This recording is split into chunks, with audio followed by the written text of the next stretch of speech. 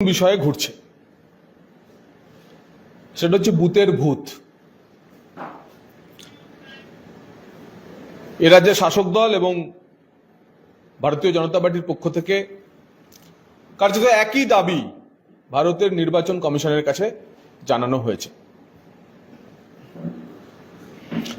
এবং সেই দাবির মূল বিষয়বস্তু অবাধ, নিরপেক্ষ, স্বচ্ছ নির্বাচনের জন্য একটি ত্রুটিমুক্ত স্বচ্ছ ভোটার লিস্ট দরকার। কিন্তু ভারতীয় জনতা পার্টি পশ্চিমবঙ্গ প্রদেশের পক্ষ থেকে যেমন 2024, 2025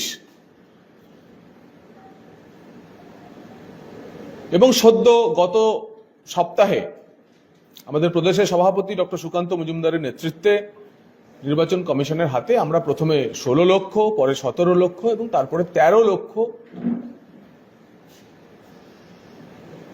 ভুয়ো ভোটারের নাম আমরা জমা দিয়েছি।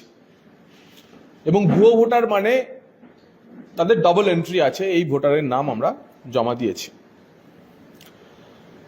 আমরা নির্বাচন কমিশনকে বারবার বলছি যে নির্বাচন কমিশন এ রাজ্যে নির্দিষ্টভাবে ভোটার তালিকা স্বচ্ছ করতে পারছে না।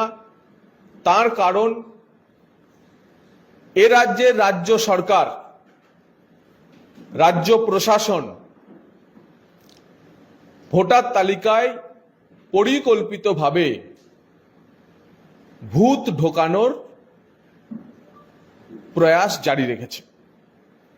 আপনারা জানেন যে বারাসাতের এক তৃণমূল নেত্রী তিনি প্রকাশ্য সভায় বলেছেন যে ওপার থেকে এলে কোন কোন দাদা আছে, কি কি রেট আছে, তাতে নকল রেশন কার্ড, আধার কার্ড বানিয়ে ভোটার তালিকায় নাম তুলে দেওয়া যাবে।